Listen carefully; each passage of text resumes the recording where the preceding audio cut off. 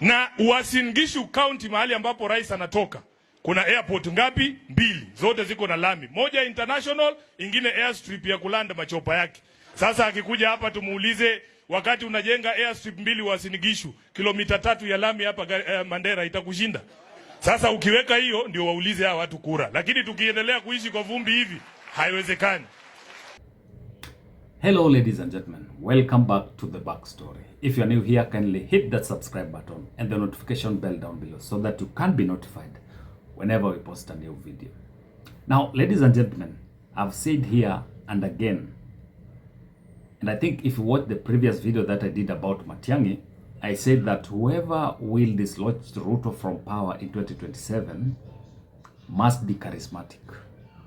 It must be someone who can articulate issues, who can highlight some of the weaknesses of this administration and appeal to the hearts of the people. And that is a trait that I've found to be very, very key heading into 2027.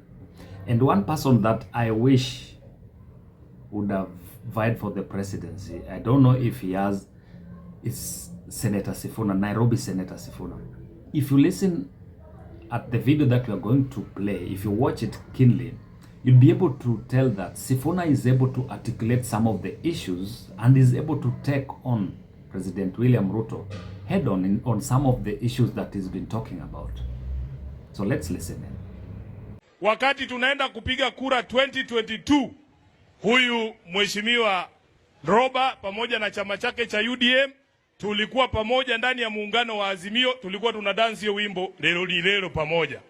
Na kama hujui Cherargei, watu wa Mandera walipigia baba Raila Amolo Odinga 78% ya kura zote hapa katika kaunti ya Mandera. Hiyo mtu yako unasema alitoka na kura 20 peke yake. Na kuna sababu. Nyinyi mmekuja hapa kama maseneta, mnaona kazi ya devolution. Yule mwanzilishi wa devolution sio mwingine ni baba Raila Amolo Odinga. Yeye ndio mwenye kutuletea hii katiba. Unaona hii kazi inaendelea hapa. Wakati wengine wenu mlikuwa mnapinga hii katiba, nyinyi ndio mlikuwa mnapinga hii katiba. Baba ndiye alikuwa anasukuma, anasema pesa yote haiwezi kuishia Nairobi, ingine ikuje Mandera. Sasa wewe hiyo 98% utatafuta hapa kwa mchanga. Hakuna kura yako hapa. Ukitaka kura uchaguliwe tena, unataka 99% ya kura 2022, suluhisha 99% of the problems of the people of Mandera, watakupatia kura. Mimi nimeshangaa sana wakati nafika hapa, ni mara yangu ya kwanza kuja katika kaunti ya Mandera. Kuanzia kwa airport, ukishuka kwa airport, mtu umetoka Nairobi ukiwa msafi unaingia kwa vumbi.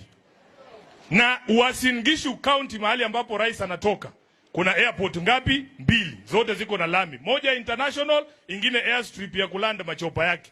Sasa akikuja hapa tumuulize, wakati unajenga airstrip 2 Uasin Gishu, kilomita 3 ya lami hapa Mandera, itakushinda?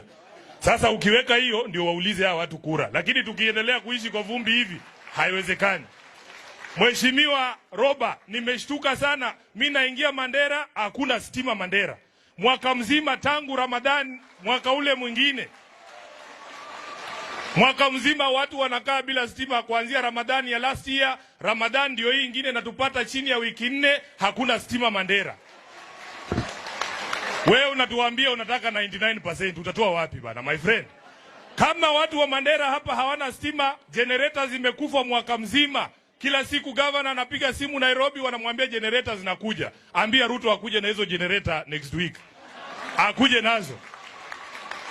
Niseme hii maneno ama niwache? Niseme nisiseme? Kwa sababu hakuna stima Mandera. Hata hospitali ile tumepelekwa ambayo ilijengwa na county government inakimbia na generator. Mtu anapelekwa theater, ako na generator, mafuta ikiisha kwa hiyo generator tunapoteza mtu.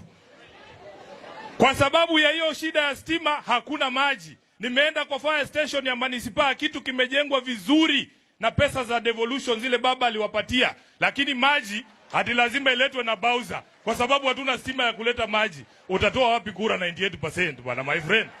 Muache kudanganyana bwana. Tuache kudanganyana. Usiposuluhisha masuala ambayo yanawakabidhi wananchi, wacha kutusumbua hapa. Patiana hiyo nafasi mtu mwingine afanye hiyo kazi kama kazi imekushinda. Ama namna gani? Tunaambiwa huko Nairobi, unajua nimewaambia ukikula chakula ya mama yako tu unafikiria kila kitu iko sawa. Nimekuja hapa nikashangaa, tukiwa katika ofisi zetu kule Nairobi, air condition ndio hiyo inalia mzuri. Cherargei amekaa namna hii, amekula chakula ya bunge, anasema county government isiguze kazi ambazo ni za kitaifa. Haya, mimi ni msomi wa sheria, mimi ni msomi wa katiba, najua kwamba usalama ni kazi ya national government. Lakini kama Governor Roba angekaa angojee hiyo serikali yenye hamjaona tangu 1960 kungekuwa na usalama Mandera? Hakungekuwa na usalama Mandera. Hiyo katiba inasema kujenga mativet, hizi TTC, kujenga KMTC ni kazi ya national government. Kama Roba angekaa angojee hiyo national government, ingekuwa imejengwa saa hii. Mwenye alikuwa huyu jamaa anaitwa Machogu, alikuwa waziri wa elimu, alikuja hapo kwenye hiyo TTC ambayo imejengwa na pesa ya devolution, pesa ya baba Raila Odinga, akasema atawajengea dormitory ya wanaume, atisijui ataleta 30 million. Paka leo governor ndio huyu hapa anangojea nini?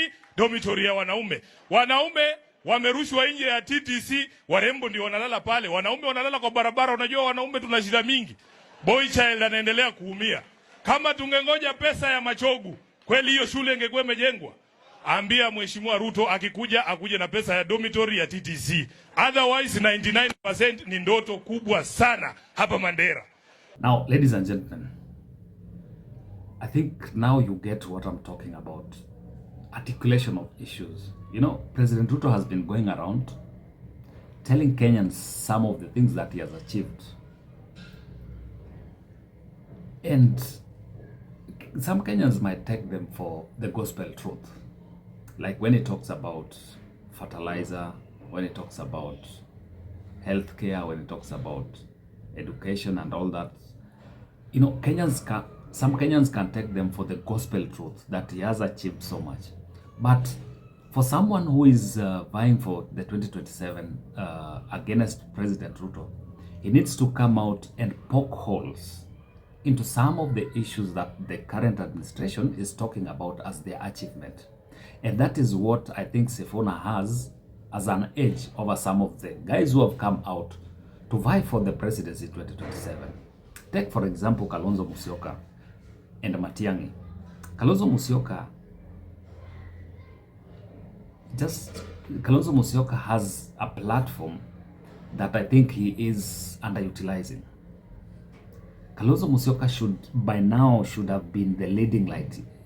Like Kenyans should have been aligned to his cause right now, because he should be the person who should have been highlighting some of these issues, going around the country, talking to Kenyans and addressing these issues, highlighting and poking holes in the failures of this administration, so that Kenyans can emotionally be attached to his cause. The same thing happened when Matiang'i was in the country. Even if Kenyans are saying that he wants to vie for the presidency, he does not come out openly. But if he has that ambition of vying for the presidency in 2027, one of the things that he fails to address that he should have talked about are the issues that are affecting Kenyans. You know, he was given a platform in Kiambu County where he had gone to condole with the family, but you can tell that when he was there, some of politicians from central Kenya tried to poke him, to at least let him loosen up and talk about issues that are affecting Kenyans. But he did not. When he even left that, they were in a church, they attended a church service. When even he left that place, he was out of the church. You could see that his body language, he was not able to interact with the common people, try and even listen to them, address even a mini rally, because he's a politician who wants to vie for presidency. So that in that mini rally or in that rally, he would address some of these issues. But our politicians have taken a backseat. They don't want to address these issues and expect that come 2027, they'll just wake up, vie for the presidency, and Kenyans will vote for them. No, it has to start now. They have to address some of these issues now. Look at some of the issues that Sifuna was talking about, you could tell that the residents of Mandera have already aligned to the messages that he's giving. You can feel the feedback, the response. Guys are clapping, people are laughing. You feel like Kenyans are yearning for such kind of leadership. Someone who can articulate these issues. Because President Ruto has been saying confidently that he's going to win with 98% votes. And Sifuna is asking fundamental questions that how are you going to do all this if there is no development? You've not done some of these issues. So these presidential candidates heading into 2027 should rise up, be bold enough, and take on President William Ruto head on. Articulate these issues. Talk about the issues that are affecting Kenyans. Challenge this government to act. Because, you know, if you are going to be a leader and you want to lead Kenyans, you have to start showing what you're made of at this stage, not waiting up to 2027 to rise up and expect Kenyans to also rise up and vote for you. So that is something that how I wish that Sifuna and whoever will have Sifuna in his team heading to 2027 will have him as a plus. But our political leaders need to speak up. Let them not sit back as if they have been intimidated or something. Kenya right now is a democracy. People have the freedom of speech. You can talk about some of these issues. Because even up to now, I don't think there is anyone who the current regime has kind of infringed on their freedom of speech.